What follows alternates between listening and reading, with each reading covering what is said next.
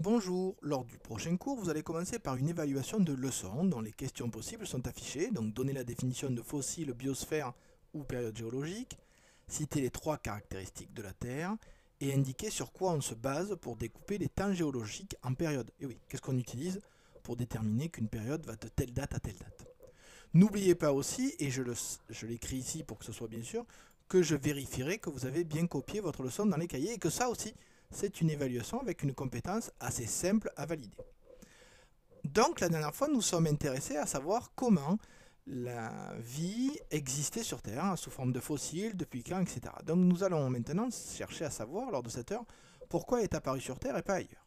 Alors, première chose, vous aurez à faire des expériences concernant les conditions de vie de la Terre, pour savoir pourquoi la température est supportable sur Terre et pourquoi la vie est apparue dans l'eau. Donc il suffira, une fois que les expériences ont été faites, de par exemple déplacer les éléments pour pouvoir en réaliser une schématisation simple. Et vous voyez ici, j'ai schématisé un thermomètre, ce qui vous permettra de montrer ce que devient la température après être passé à travers de l'eau ou après être passé à travers un récipient vide par exemple, ou même être passé à travers rien du tout. Donc vous voyez, vous aurez trois expériences à schématiser, donc vous serez évalué sur la schématisation et sur comment vous avez réalisé l'expérience. Ce travail sera à faire en groupe.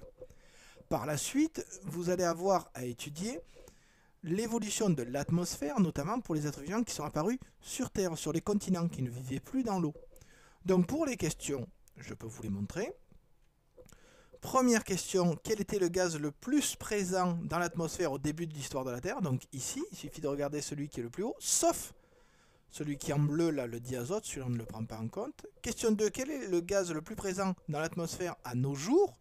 Donc attention, nos jours c'est ici, c'est 0, il y a 0 années, et là c'est il y a 4 milliards d'années. Donc là, quel est le gaz présent le plus à part le diazote?